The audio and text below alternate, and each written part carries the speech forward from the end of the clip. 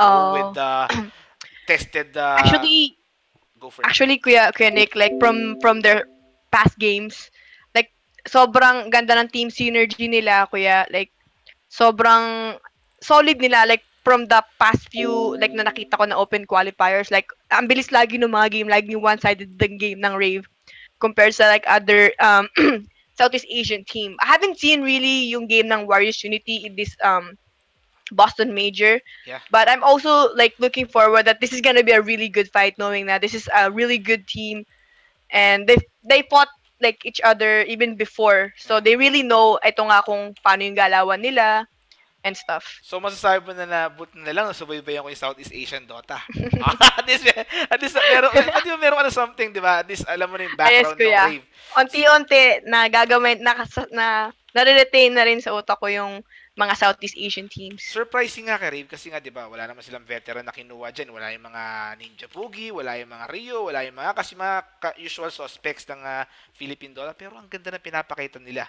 So far, so good para dito sa team ni Rave. Hoff, sobrang biased na ng ginawa ko na yun.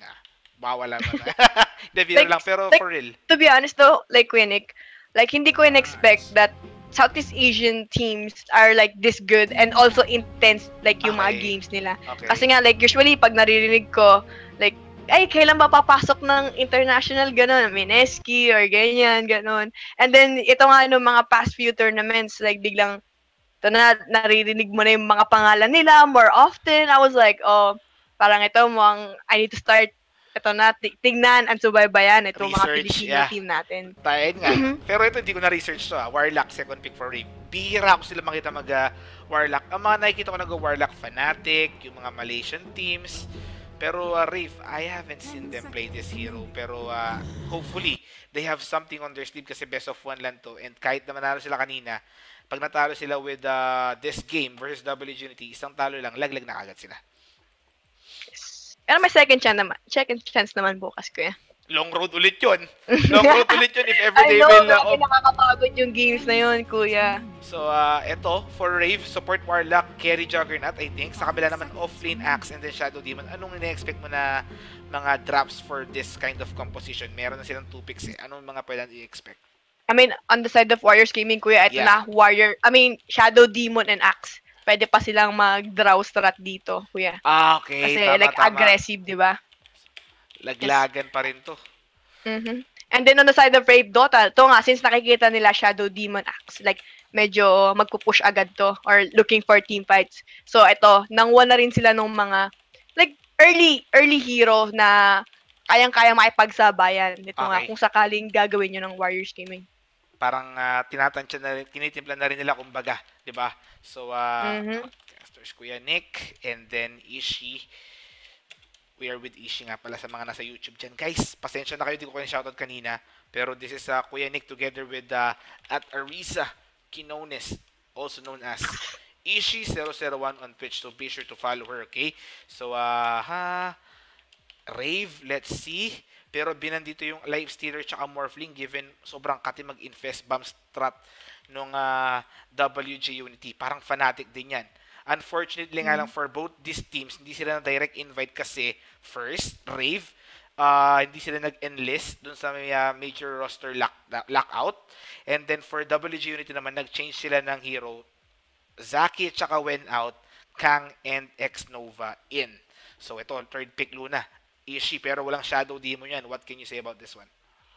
I mean, it's still really good against an Act. Kasi yung, tawag dito, yung Lucent Beam to. Yeah, yung Lucent Beam nito ni Luna. It's really good against melee hero. Okay. Kung makita nyo naman, like yung, especially yung Sun King kanya, di ba, kung paano siya nadurog sa baba with this Luna and then just +1 support. Kumbaga. I mean, medyo, I don't like this matchup na Warlock Luna on like, yung level 1, phase of the game, but hopefully one more support will amplify ito nga si Luna on the side of Rave. Ayun nga. At saka ang question is, pag nakita ba ni Axe yung support na pipiliin ng Rave dito, will he opt for an Iron Talon jungle? Will he risk it versus a Luna which can push fast? Okay? So, pero for sure, this is going to be a mid-juggernaut para sa Rave.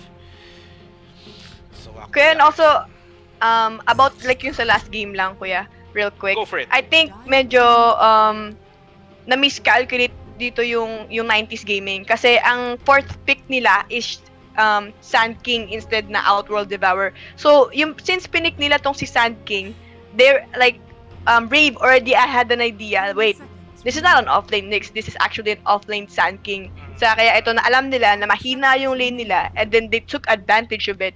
And then ito naman, Rave actually suffered. That's why they pick an Outward Devourer who you expected to win in lane and didn't. That's why 90s gaming just really suffered Fall apart on that game. Tama. Medyo kung napanood nyo yung laro na yun, early game pa lang, naka 2 kills na yata, 3 kills. Dun sa may Sand King, 3 deaths na kagad siya. Pero ito, Sand King, speaking of Sand King, yung Rave ang kukuha rito ng Sand King. So guys, our co-caster is Ariza Quinones. Do follow her on Facebook, okay? Ariza Quinones. And also, more importantly, on Twitch. Twitch.tv/ishi001, okay? Be sure to follow. Meron nga pala akong good news.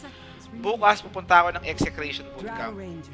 Meron na akong camera, SLR pa. May nag-volunteer, one of our audience. Plus, the fact na meron siyang kotse. Oh, damn! Tadaanan niya daw ako dito.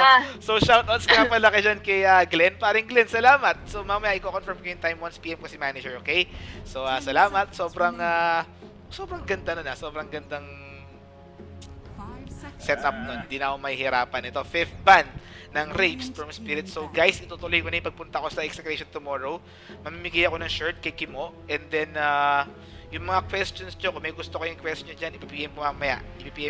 Kung sino yung pwede na itanong kay Rave. Okay? Sama ko, Kuya Nick, sa Execration. Si Hoff. Nanonood si Hoff. Si manager ng Rave. Pare, bago ka sumama, intindihin mo naman yung mga bata mo. Kung nandyan ka sa bootcamp, masahin mo na to. Bawal magkakarmal dito ngayon, ha? Kasi best of one pa rin to eh. Kahit isang oras na masahe lang, i-boost mo na lahat. Kasi after naman nito, semifinals na. Okay? So, eto. Kuya Nick, galit na yung Asian. Titi kasi yung MVP. Nag-trash talk daw yung MVP. Oh. Talaga? Medyo, something, hindi, kasi merong ibang mga players na nilalabas nila yung intensity ng laro through trash talking. Lalo siya. Naalala ko tuloy yung yung question mark hindi man kay PPD. Yun. Tama. Tinker. That's one. Nag-number 1 sa yun sa Reddit. Yeah. Tinker 5th pick. Ishi, what do you think about I mean, this? actually, kuya, like, knowing itong Warriors Gaming, they saw, like, itong strat na to, there's gonna be a Drow Ranger. Rave Dota didn't even try to ban it because they're not even afraid of this. Ayun nga yung ginawa nila. And then, like, to be honest, I really like itong ang lineup ng Rave Dota. Kasi, like, earlier kanina, like, even though they had Sand King, like, it's either, like, si Sven or si Sand King yung magi-initiate doon, which is really bad kasi you want Sand King to initiate later on, di ba? Para kasi nga may epicenter pa. But ito, Warlock with his chaotic offering can start the initiation para back up to Sand King and then to Luna, to Juggernaut. It just, just looks really good on paper. So we'll see how Warriors Gaming will try to counter that with.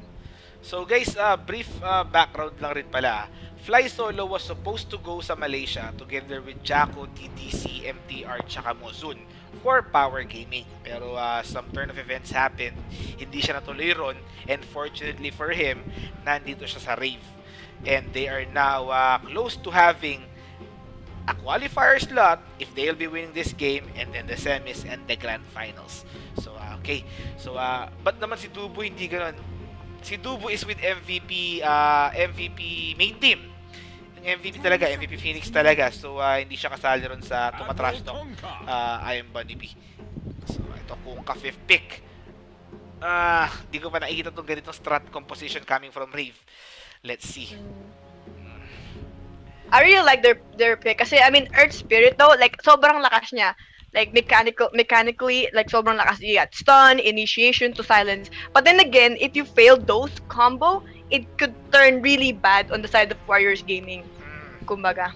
So, we'll see how Warriors Gaming can execute this. Actually, pero I feel like medyo nape-pressure. I mean, medyo hindi ko gusto yung lineup ng Warriors Gaming. Parang medyo mahirap sa akin kumbaga i-execute compared sa Rave Dota. Hindi, actually, ito nga rin yung nasa pagka pub game, kunyari, di ba, pub game, o kaya MMR game, pagka nakikita ko na may axe, automatic i-pick ako either Jakiro or Warlock for support. Kasi alam mo na pag pumasok yung Axe na yan, papasok na rin yung ibang members nila. So, let's see kung gano'n. Kasi pag di pinasok na ibang members, medyo alanganin, baka makatakas pa yung sinetup nila and wala na silang pang bounce back. Kasi cooldown yun You can either wait for the initiation and then pag pumasok yung mga kakampi niya, or pagka nag-back na sila, Blink Dagger, Infernal Golem. Ganun yung diskarte with regards to Warlock. Kaya gusto ko rin yung Warlock pick, pero hindi ko nga lang napanood with Rave. So, let's see kung paano discard nila. Pero magkapalit lang ako ng overlay, guys. This is the round of 8. Quarterfinals na. Best of 1 pa rin. Winner will go home. Winner will go home smiling. Okay, smiling. Kasi they will go semifinals. The loser naman, better luck next time. Okay? So, for WG.Unity, Afu on Earth Spirit, Agit on Draw Ranger, X Nova, Shadow Demon, Kang on Axe, and then Nana on Tinker. For Rave naman, Go Ishii. Okay guys, on the side of Rave naman, si Kuya Fly Solo mo on Kuka, Abing on Luna, Tims on your Warlock, and then si Kuya Dave on Sand King, and then si Kuya Kebs naman on your Juggernaut. So, etong mid-hero ni Kebs. Nakilala ko si Kebs using Puck, yung mga ganong hero, yung mga setup hero sa gitna. Pero so far, pinapakita niya tayo rin ng damage hero, parang second core sa gitna. Kanina, nag-Mirana, and then this time naman, Juggernaut. So, damage hero yung pinapakita sa atin ito ni Kuya Kebs. Let's see kung magpe-pay off to para sa Rave with a win. Okay, smoke up this hit. Pero wala silang nahuli. Botron target nila, pero yung Tinker nag-off na to go top bot bounty rune dito. Pero safety lang. Safety pa rin ang Kuya mo. Pero kasi, level 1 skills, obviously. Blade Fury, Barrow Strike, X-Marks na Spot, Lucent Beam. All in favor of Rave, mga tropa. Kaya medyo alanganin yung WG mag-contest. And yung bounty rune sa bot lane will be given to Juggernaut. Pero Tinker, good thing for him, makukuha nila yung bounty rune sa top lane. Kaya, I don't know, ito. I think, like, ngayon lang namili dito ng talon si Axe. I think it's because na he doesn't know yet kung anong laning pa ang gagawin ng Rave. That's why, kaya parang medyo hinintay niya pa. And then since they saw that Rave is gonna do this lineup na aggressive shout out sa and top, MN, she's new gonna start streamer. jungling. Pinoy Dodo smiley face. Straight to jungling, kumbaga. So that's what happened. Pero guys, pasensya na, hindi nyo narinig si Ishiro na. So, shoutouts to... Who is it? Si SDNGTV. Shoutouts daw. Boss, pa-shoutout naman. New streamer. Pinoy Dota. Paring SDNGTV. Paring add mo ko sa Facebook, okay? So, meron tayong network of streamers. Ayan nga sila, Ishi. Would like to know you, pare. Would like to know you. All Filipino streamer. Meron na tayong bagong kasapi, Ishi. Si SDNGTV. Yes, kuya. Kilala mo ba to? Shoutout sa'yo, kuya. Kilala mo? Nakita mo? Ngayon ko na siya nakita. Actually, nakikita ko na siya, like, in-introduce sa akin ni Ate April, actually. Talaga? Yes. Taga-Philippines lang siya or abroad? Actually, US West din yata sabi ni Ate April. I'm not sure. Andaya nyo naman.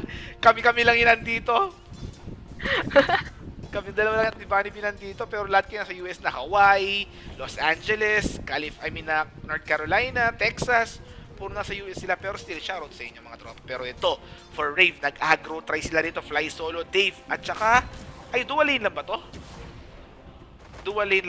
Yeah, dual nila. Kasi alam nila wala namang katapat si Axe, wala namang katapat dito si Kuya mo Luna So, take advantage nila yan. Free farm na yung Luna. Kumbaga, pull na lang itong si Warlock para magka-item tsaka experience siya. Tapos control lane for Luna side. And, he can go for a push if he wants to. Pero yung Axe dyan, taga-California rin daw siya. Taga-California rin siya. Sabi sa'yo, kuya, US West Taga-US din. Parang bumubuo na kayo ng faction dyan, Kumbaga, I know, kuya. the Si Philippines, kuya the US. si kuya si Lancy, kuya Lancy, sa pang-streamer, taga-California din, actually. The Filipinos in California. Yes, kuya. Dami talagang Pilipino dito sa Cali, for sure. Talaga? Yes, kuya. Lalo na sa San Francisco side. Grabe, kuya. Nung unang tumira ako doon, para ako nasa Pilipinas. So, okay. Parang normal environment for a Filipino. Yes, kuya. So, guys, ayun nga. Si Ishi kasi is residing ngayon sa Los Angeles. Kaya, medyo malayo. Kaya kung gusto nyo magpa-picture, pumunta kayo ng US. Okay? So, meron nga pala akong share sa'yo. Saglit ito. Hinahabol si Dave, pero safety. Pumunta kami sa bahay ng girlfriend ko. Doon sa may Bulacan. Tapos nagulat ako, may kumakalapit sa akin, Kuya Nick, Nagulat ako, sabi ko, di naman ako sabi niya, tapos tumingin siya, ikaw ba si Kuya Nick? Oo, Kuya Nick daw. Tapos sabi niya, pare, punta na ako sa bus. Sabi ko, kasi paalis na rin yung bus. Sige, Kuya Nick, next time na lang yung picture. Nagulat ako, pero shoutout sa'yo. Nikki daw yung pangalan niya. Shoutout sa'yo, Nikki. Lagi siya nanonood sa YouTube, hindi siya sa Twitch. Pero yun nga, something new on my end. So, expect mo na pagka mga taga-Cali dyan, ng mga Filipino na Dota player, expect mo na i-hit up ka nun. Ate Ishi. Wala pa naman, kuya. Hindi pa naman. Wala pa naman nangyayaring ganun sa akin, pero... Pero I think that's a good sign kasi kahit na paano na parang napapansin yung ginagawa mo. I don't know kung negative or positive, pero at least napapansin siya. So, that's okay on me. Kumbaga, compliment yun on my side. Kumbaga, it's not going to waste yung risk na ginagawa natin. Pero ito, top lane, nag-decide na mag-push yung Luna. Pero nagko-contest ito yung Earth Spirit, pulling the creep wave with that boulder smash. Tier 1 tower being hit by Luna rito, amping together with Warlock ni Tims. Let's see. Fast, meron looking at yeah, go for it. CS though, medyo pantay lang naman both teams. Like, Axis doing great jungle. But ito, Kuya Kayos, he's gonna be fine. But yun nga, in terms of last hits, medyo okay naman that both teams, everything's working out. So, tingnan natin kung dito kung sino yung unang mag-move to start yung advantage, kumbaga, on either side. Kung kanino yung first movement, kung sa Sand King ba o sa Axe. Pero so far, pangit ng performance ng Axe. Tatlong beses na yata siya namatay sa jungle. Eto, Barrow Strike, Throw Ranger, ang gandang defensive disruption, preventing him na matamaan ng turret, pero X marks the spot. And I think, Jin, first blood, si Dave pa yung nakakuha of lane Sand King, easy money para dito kay Rave. Boulder, let's see kung tama, wala na, Fly Solo, backing out. Etong Earth Spirit. So, Fly Solo. Ang ganda ito na re-initiation. May boulder smash, na rolling boulder. Ayan na, nakapag-rolling boulder. Juggernaut. Patay pa rin. Namatay pa rin. Pero sa gitna, solo kill Tinker. Solo killing Juggernaut dito ni Kuya Kev. So, sino yung Tinker? Jit? Hindi, Nana. Si Nanay nag-Tinker. Solo killing. Ayun yung Juggernaut. So, still 1-3 score in favor of Rave pa rin. Tawag dito. Mahihirapan talaga dito si Juggernaut because the laser, and then even though like meron siyang Blade Fury, hindi naman, medyo matagal din kasi yung cooldown ng Blade Fury. Ito si Nana, just gonna back up a little bit, and then ito na yung harassment talaga. Sobrang sakit dito ni Nana. And then the side of Rave naman, they're doing great kasi nga, since there's an Axe jungle, like, pre yung mga supports to roam, kumbaga. Kinakapitalize na yun. Pero ayan, speaking of capitalization, kinapitalize niya Afu yung high ground to silence yung Juggernaut and then Tinker with the burst. So they did kill that Axe. 2-2 yung score natin. Even with WG.Unity tsaka Rave, guys, medyo intense yung laro to kasi laglagan to. This is laglagan, mga tropa. Isang talo lang, they will go home. Ito yung score natin.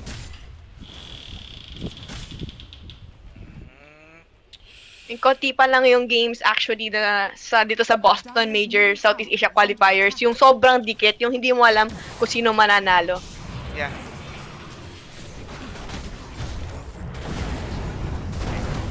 Sa baba, si Kuya Dave mo in trouble, but then Barrow Strike, Drow Ranger, one more right click, and then Kuya Dave will fall down on that one. Nakabawi yung draw, nakabawi yung draw. Yes, Kuya. Oo nga, nga rin yung pansin ko, sabi ni Michael Sumile, na kinuha ng WG mga signature hero ng Rave. Kasi Draw Ranger strat talaga. Itong specialty ng Rave. And Draw Ranger is now with WG.Unity. So, tama yung pansin. Kala ko ako lang nakapansin So, good thing napansin din ni Mike. I think though, kasi like fourth pick pa na pick di ba si Drow Ranger? Yeah. So, I think parang may strat na siguro talaga dito yung Rave. And then since yung first two pick nila is already Juggernaut and Warlock, maybe they just committed to like, since we already drafted this, we're just gonna do this and that. Parang nakuha din nila yung mga hero na Axe and then Shadow Demon, kaya hindi na rin siguro nila tinuloy yung Drow strat. Valid point. merong legal argument naman yun. Pero let's see kung mag-pay off yung kanilang packet strat dito, mga tropa.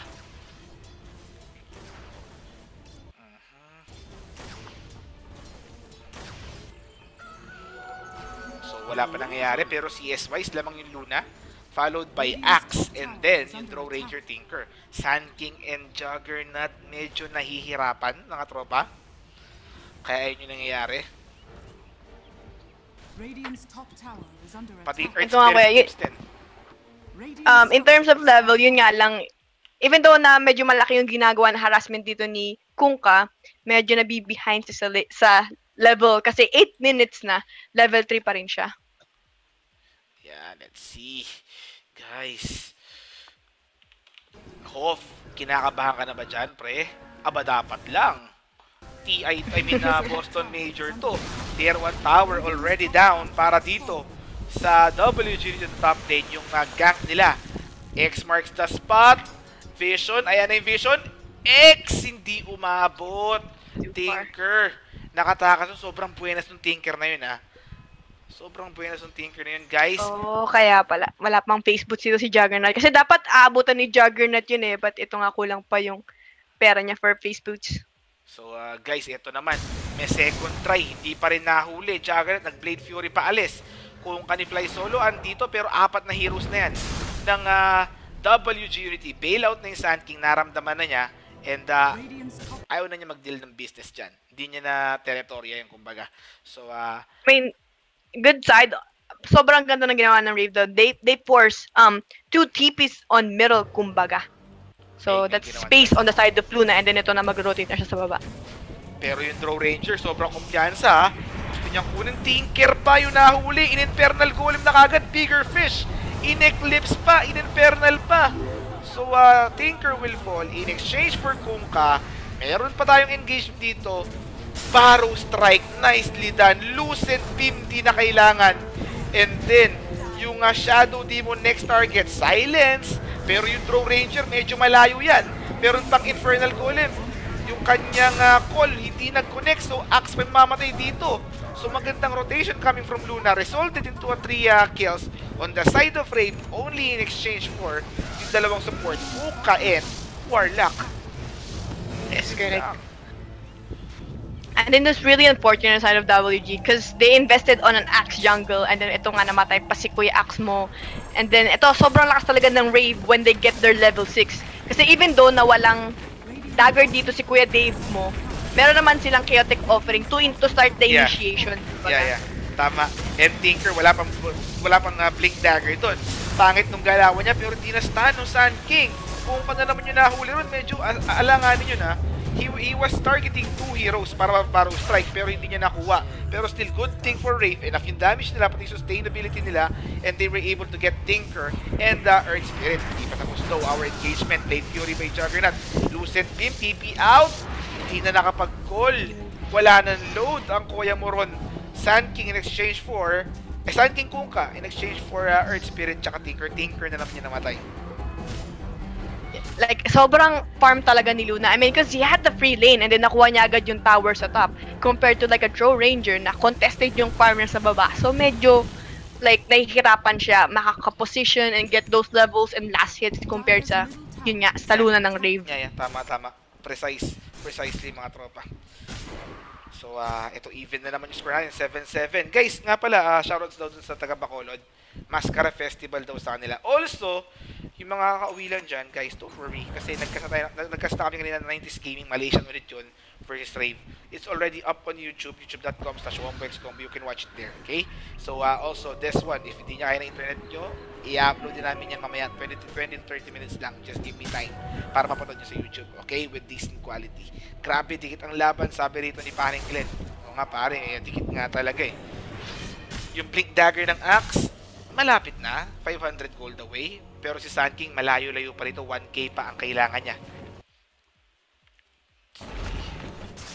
I'm not sure, Quenic. Kapag ba nag-subscribe sa channel, ng Twitch, you get like parang immunity sa ano, 'di ba, sa mga advertisement. Oo nga pala guys, Yes. ayun nga pala, buti na sabi mo yan.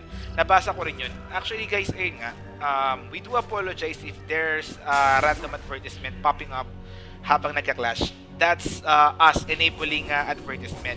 Kasi on our side, the streamer side, that's where we get our income. Okay? Kahit na medyo maliit lang yan, that's income still on our side. Kaya enable lang. Pasensya na kayo guys. And hopefully you can deal with that one. Pero we are minimizing it naman on our end. Okay? So if you'll be subscribing on our channel, that's the subscribe button there. You'll be having an immunity dun nga sa mga advertisements. Kaya tuloy-tuloy pa rin yung inyong panonood. Pero speaking of tuloy-tuloy, tuloy-tuloy yung deaths naman dito nun Tinker. Pangatlong deaths niya na yan in a span of 3 minutes. Nova pa, ito. Grabe yung Rave, sobrang aggressive nila. Sobrang aggressive nila rito. Yes ka. Infernal Golem pa, and then yung Eclipse, aabutan pa si Kang. Sobrang buenas naman yung Kang. Kakabili niya lang ng Blink Dagger, napakinabangan agad. 7-9 daw yung score, tier 1 tower, next target. Sobrang lapit. Kaya makakakuha sila dyan, 45 pa, pero still, determined yung Rave to get this one, 9-7. What's happening to WG.Unity, Ishi?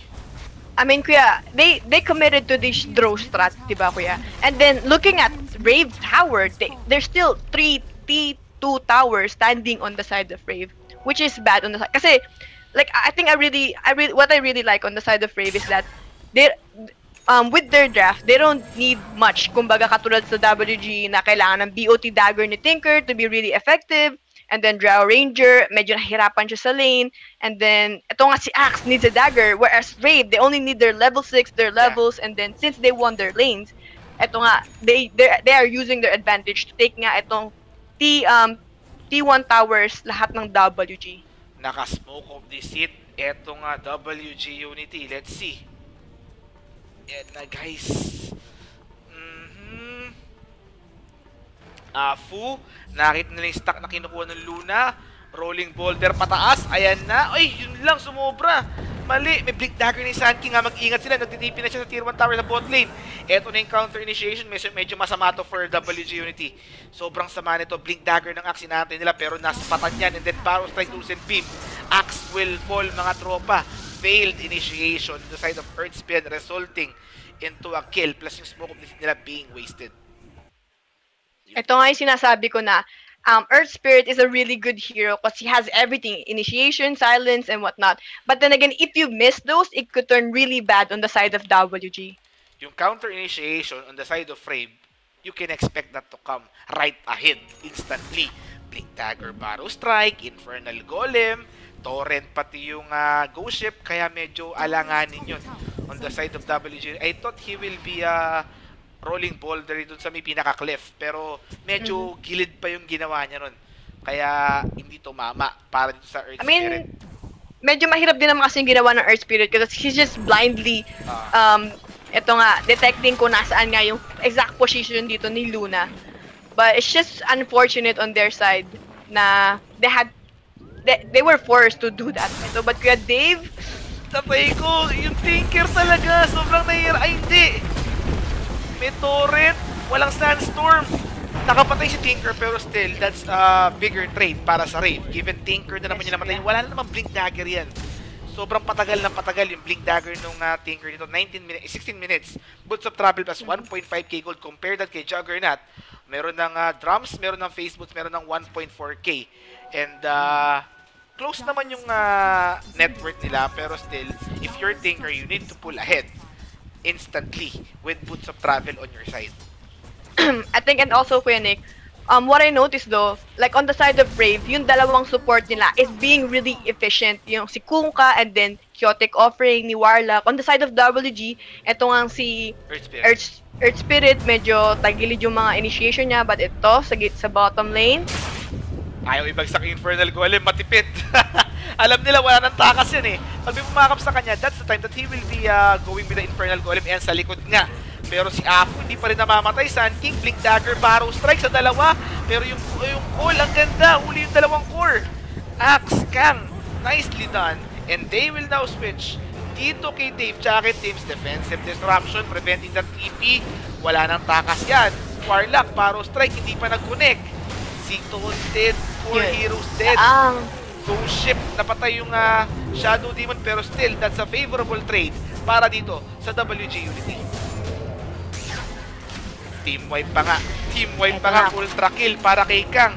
Ang nangyari Kuya Nick, dun. si Apu redeeming himself. Pangit pala initiation na ito. Narinig tayo. So, sinisita namin siya kanina, pero ayun, ang ganda ng crossover niya. Hindi, I think that's a blunder din on the side of Warlock kasi he went, parang nag-greedy siya ron. Kasi he was looking forward for Axe and Tinker while Afu, Earth Spirit, still not dead. Yeah, I think what went wrong on the side of Rave, medyo naging hesitant sila doon in sa Warlock because they thought that they could burst sa Earth Spirit right away. But since they didn't do it, actually it turned against them, and then ito nga dalawang double stun, and then to Axe Call, and then they don't have any more chaotic offering, and then ang ganda ng silence ni Drow Ranger, so everything is just going well on the side of WG. May nag-PM sa akin sa Skype. Sabi, kilala nyo to pare, kilala nyo to. Sabi, nanonood siguro ng laro. Booyah! Shut up 2K Pinoy Monkeys. So, yun, piniem ako sa Skype. So, kilala, hindi nyo kilala yun? Di ba kinistatus ng hacker ni Papi yun? Ito, ang gandang call. Juggernaut na naman namatay. Si Dave next on the list. WG.Unity nagpapakita ang gilas na rito. Defensive disruption. Fly solo next to fall. Walang counter initiation. So 3 heroes dead na naman. This time, sa Rave ulit. Yun lang. Ano nangyari dun? Mga tropa. Medyo lagiging kasi ang laki din ng na-feed and gold swing ng WG doon on their favor. So with that dito win sa engagement na yon, they got their core items, and then ito naka-catch up na rin sila sa level. Kaya ay Luna! Lucid Beam, yung last hit ng Eclipse hindi tumama. Sun King, sana Sun King. Hindi, wala na, naka-TP out na yan. Let's see kung makikita pa yan, ha. Easy by Nana, easy Tinker, easy life. So, walang nakuha ron yung heroes double aim ng Rave, given yung rotation on the side of Sun King and Warlock. Eto na naman sa bot lane, Berserker's Call na naman. Tapos silence kay Juggernaut. Ang gandang Infernal Golem, pero let's see kung magko-convert ba to. Ghost Ship, hitting Tinker, Blade Fury, pero yung Tinker steady lang, nag-e-spam ng March. Juggernaut will fall, I think. Ayan, Juggernaut nga in exchange for Axe. Steady, Tinker, nabuhay. Nahihirapan na rito yung Rave, X marks the spot, Torrent. Makikill ba? Boulder Smash, Earth Spirit will fall, pero Tinker, grabe yung Tinker, walang buhay yun, 1/4 yung buhay niya. Pero papalag siya. 14-17, still in favor of Rave. Something good on their side, given na namatay din yung Juggernaut nila. Pero nakuha nila yung Axe at saka yung Earth Spirit. ito nga Kuya Nick, with Tinker's Dagger, medyo nagiging annoying na siya dito. Like, cause he can easily like position kung saan niya gusto i-march, and then get his laser, and then get out right away. So, ito. So, WG starting to like go online with that engagement sa baba ng Rave. Yes. Plus the fact that wala pang BKB mga heroes dito ng Rave. Luna, wala pa rin yan. Dragonlance pa lang, tsaka Yasha. Yung Juggernaut naman, pa-Battle Fury pa nga lang. Sobrang hirap dito ni paring Juggernaut. Yung farm nung Axe off-lane sa kabila, mas mataas pa dito sa mid-Juggernaut ng Rave, mga tropa. I'm not sure kung ano tong Perseverance build ni Juggernaut. I doubt that he would go for a Lincoln. But I think he might go for a Battle Fury. Yeah. Looking at the game, pace of the game, that he might go late game, kumbaga. So he wanna invest on this Battle Fury. Battle Fury, kumbaga. Yes. Tama. Sun King. Isa pa na nag-redeem dito para kay WG, yung Axe nila. Sobrang ganda ng mga initiation ng Axe nila. Nakakakuha ng Juggernaut, nakakakuha ng Luna. Pero eto, walang Eclipse si Abing. Ay, ang gandang call! Nabate! Kailangan batiin to. Defensive disruption, yung Paro Strike. Ghost Ship, hitting no one. And then, yung Tinker, eto na, Sandstorm by Sand King. Manta out by Abing and then direct Eclipse. Pero wala pang namamatay. Calling Blade on him. 1-for-1, walang Infernal Golem, Berserker Skull kay Warlock, X marks the spot, walang turret. Axe, sobrang tapang kahit ganyan na lang yung buhay niya. Nag-blade mail on the very last moment pero still he will fall. Juggernaut sa likod, very worried sa kanyang position. Hindi kumuha ng other heroes on the side of WG.Unity at the end of the engagement. 2-for-1, Axe and the Earth Spirit again in exchange for Luna naman ng Rave dito. That's what happened. Medyo natahimik tayo dun. But I think though, like, I think Rave is still okay on this one. They're not actually like losing or anything. But ito Kuya Nick sa top. I think Kuya Kev's is gonna be fine. Okay. Naunahan niya ng Blade Fury yung silence. Naunahan niya ng Blade Fury. So, ang ganda din ng defensive disruption dun ni Shadow Demon. I feel like knowing that there's already a Shadow Demon. Like parang dapat like kasi may nakalaban akong really good Kunkka players. I'm not saying that like si Kuya Fly Solo is not doing his job or whatever, but kasi like it's almost like para bang predicted na i-disruption niya after an X mark. Kaya at yung usually nakikita kong Kunkka players is like binibait nila yung torrent.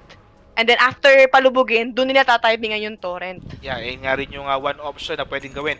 Both Kunkka and Sun King, di ba? Hindi lang yung Kunkka yun. So, ito sa baba naman, Tinker. Ishi. Nakakuha nila yung elusive na Tinker, yung palo sa Tinker na may Blink Dagger. Rarely nakikita sa lane yan. Hello, Ishi? Roshan na to, Kuya Hello? Nick. Nararamdaman ko, Roshan na to, Kuya Nick. Nawala ba ako, Kuya Nick?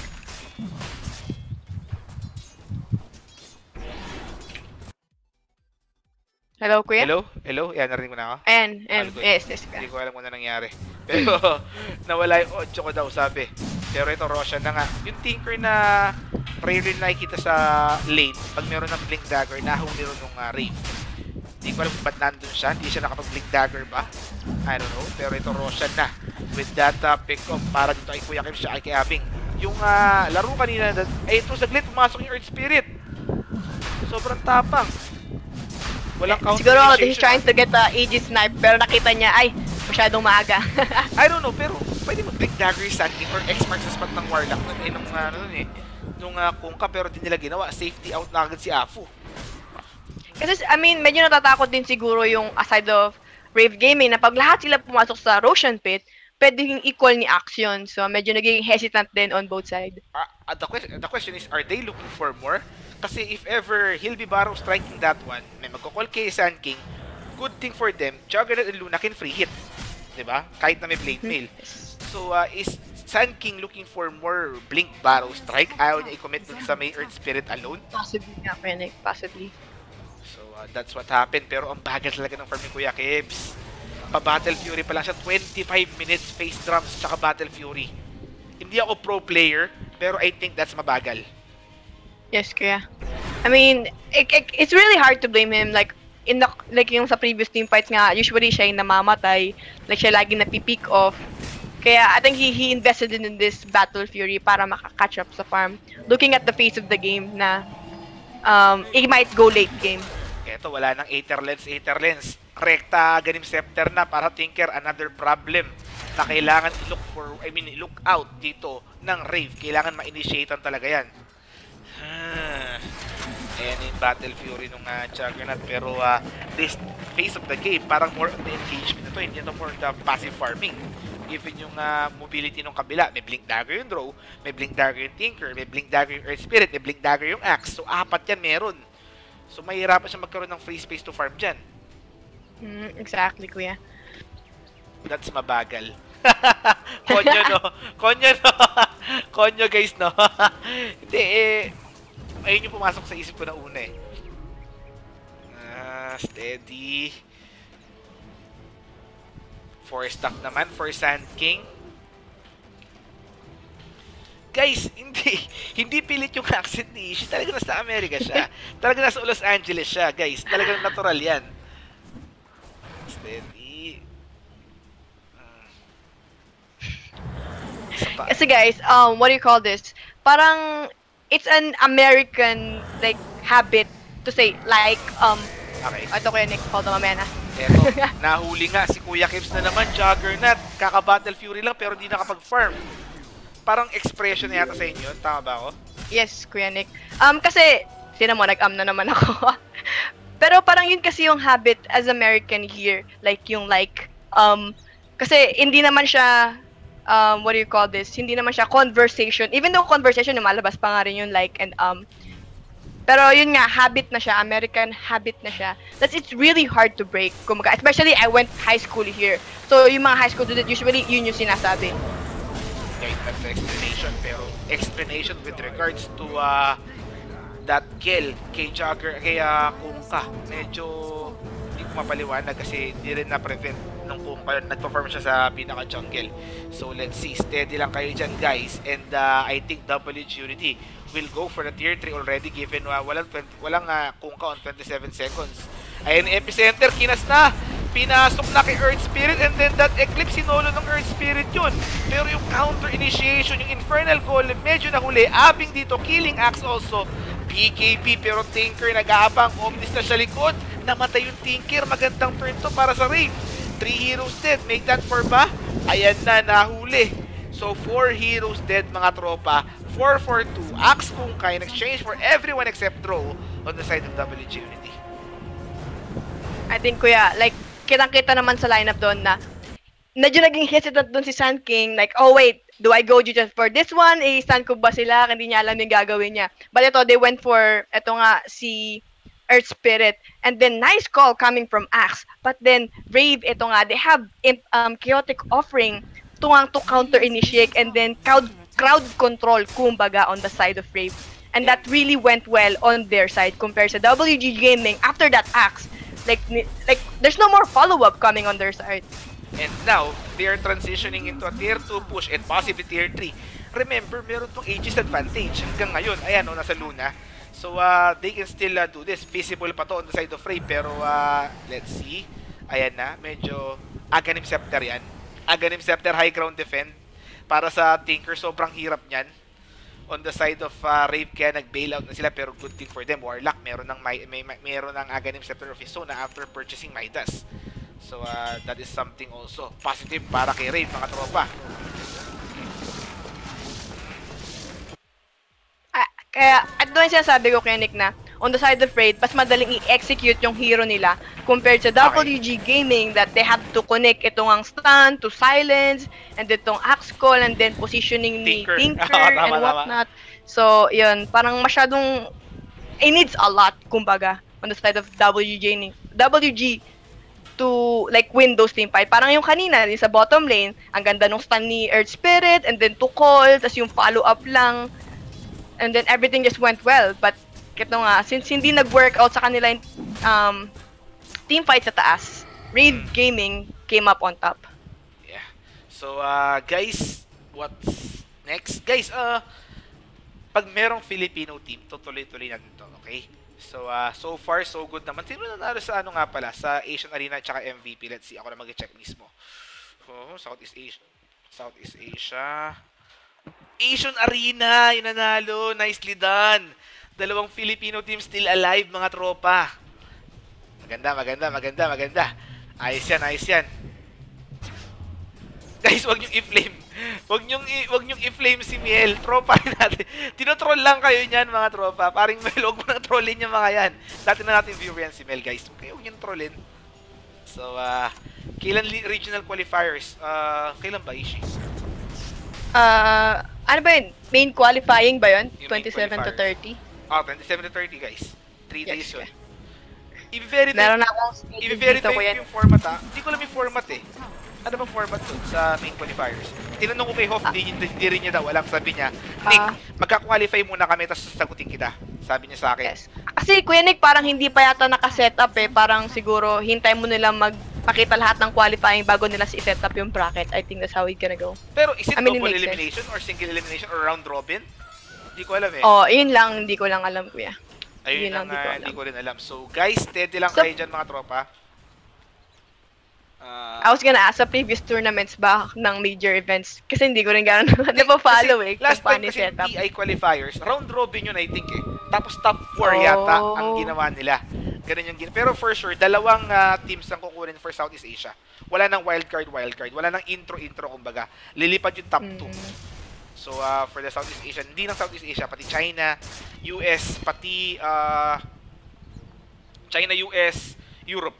Okay? So, tagtatap to yun para mabuo yung top 16 dun sa Boston Major. Okay? So, steady goal. The round robin daw ata. Walang sure, no?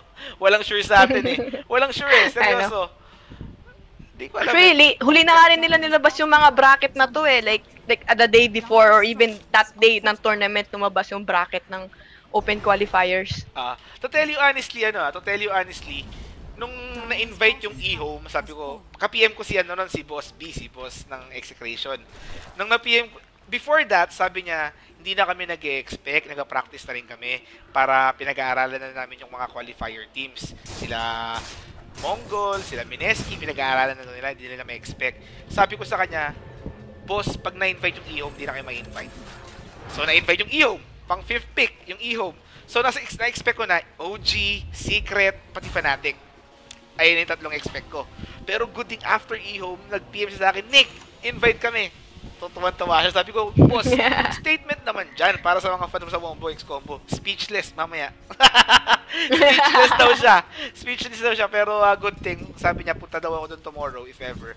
Para doon sa may possible, kahit konting video lang siguro. So guys, kung may tanong kayo, sabihin nyo sa akin, okay? Kung sino yung magagandang tanong dyan, tatlo, I'll ask Execration tomorrow. Okay, naka-video yun. Good thing. Shoutouts nga pala kay Glenn for lending us yung kanyang SLR and yung kanyang chikot. Pare, salamat. Malaking ginhawa.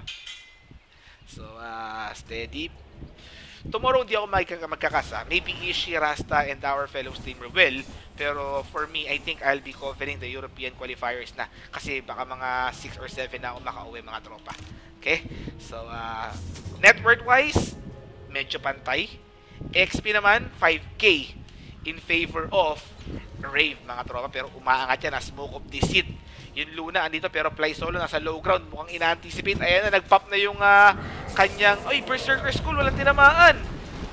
Fly Solo, X marks the spot, pero may defensive disruption dito. Ayan na yung Luna. Nag-glimmer, TP out. Pati yung Tinker nandito na rin. Walang follow-up initiation on the side of Frame. 21-21 pa rin, and naka-bail out doon. Yung WG.Unity, mga tropa. Yun lang.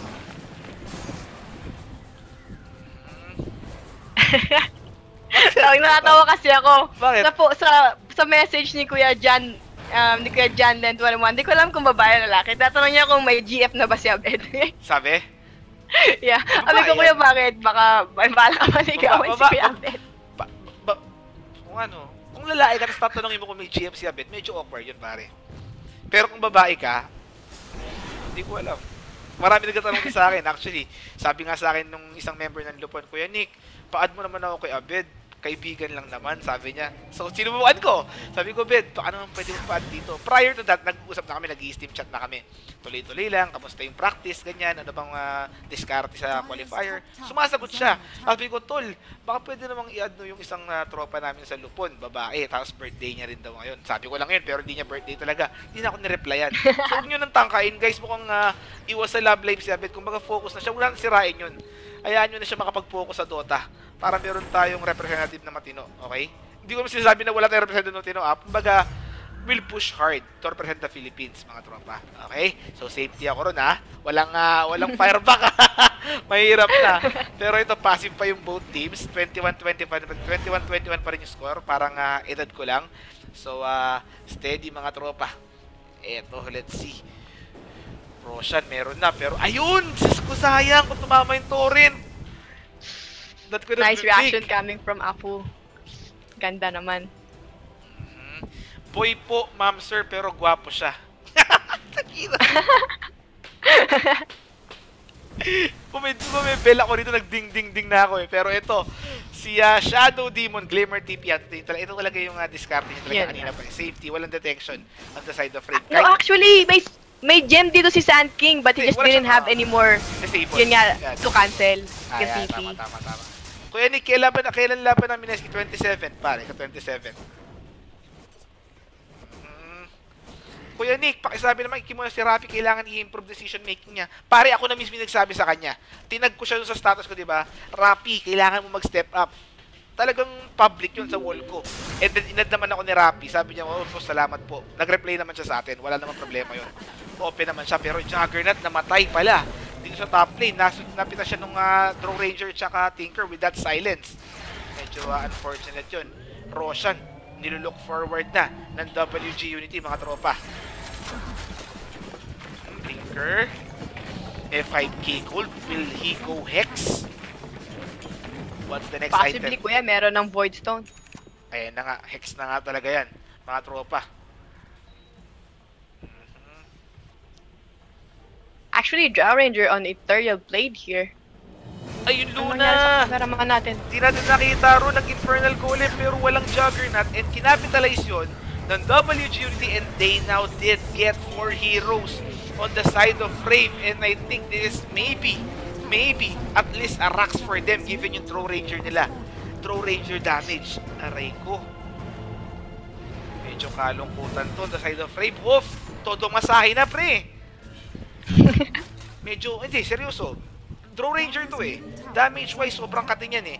45 seconds bago mabuo yung Luna nila, tapos wala pa silang Infernal Golem. That's bad thing for Rave, mga tropa. May buyback naman sila, Kuya Nick, but let's see if they wanna commit this buyback. Pero ito, possibly 1 or 2 racks dito, Kuya Nick, kung hindi magbabuyback dito si Luna. Hex pa yung Tinker. Ayun pa yung masama ron. Ayan na yung rack na top lane, already down. Si Afu, sumundot pa, and then rolling boulder out. Pero yung mid lane, safety pa naman, mga tropa.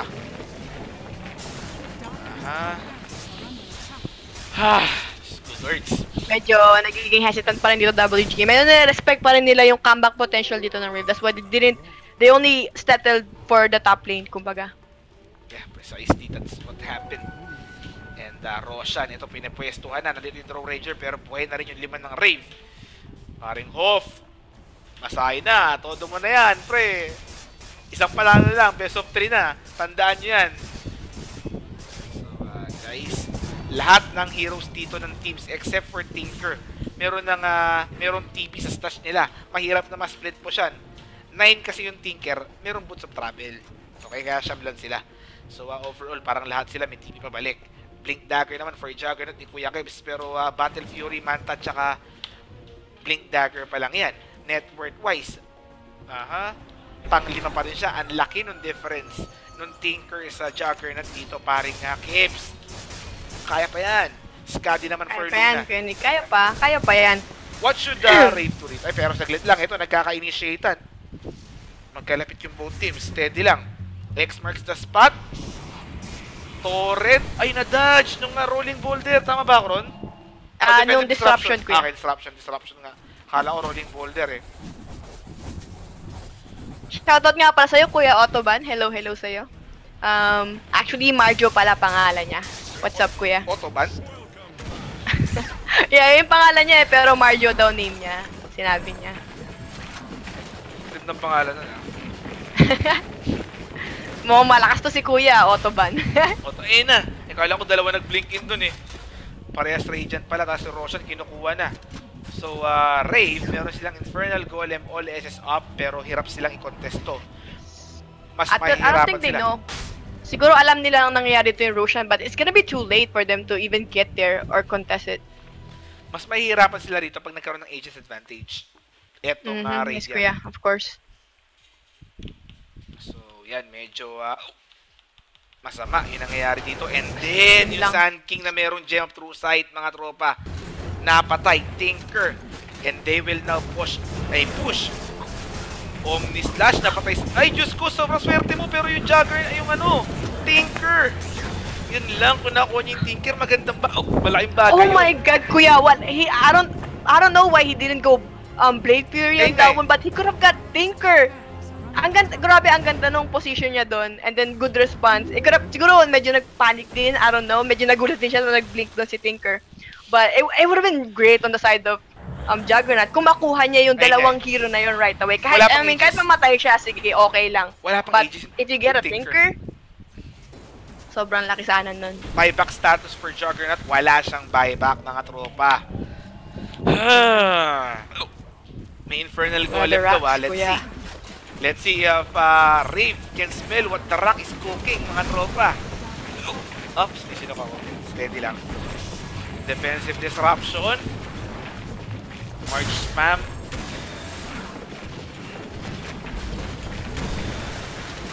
Hindi siya na-silence, guys. Wala naman yung draw sa area eh. Second lane of Frax, nakuha ng WG.Unity. Paring Milandro, shoutout sa'yo pare. Blink dagger na rin Shadow Demon. 5 blink na yan. Blink squad na. On the side of WG.Unity, mga tropa. To Kenik, this is do or die on the side of Rave. Yeah. Boston And then, Natiors. ang masama pa dito, Kenik, wala pa siyang Omni Slash. Yeah. 17, though 15 seconds na lang naman yan. Tsakalong kuhan. Yung sa Chinese qualifier pala for day 1, ang naglalaban sa finals is BG Potential tsaka EOM X. Hindi EOM Kina, EOM X. So EOM X tsaka BGP. So hindi kilala. Kaya ba doon sumali yung White Fries Gaming? Doon sa Chinese qualifier sumali, pero still, nalaglag sila.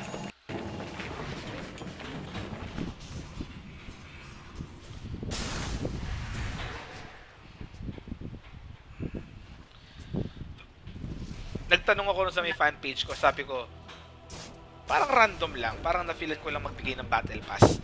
Pero bago, walang kailangan gawin, walang like, walang share. Sabihin nyo na sa akin kung sa inyo, nakita yung wombo combo, tsaka bakit kayo deserve sa battle pass, mamigay ako isa. May nag-comment doon. Sabi niya, habang Jumejerbax daw siya, naghanap siya ng Filipino stream. Mukhang ayun ang gusto kong panalunin eh. So, kung hindi siya na Jerbax, hindi niya ma-discover yung wombo combo. Ang gandang combo nun Yes, kuya. So, Shoutout to Jerback for discovering. hindi ko alam Combo X kung combo.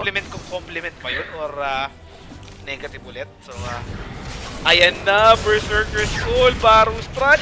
Pero namatay ulit yung Juggernaut. Walang buyback yan, mga tropa. And then, Sand King next to full, mga chong. Medyo, I think, Quick game na yata to, kuya Nick. I think so.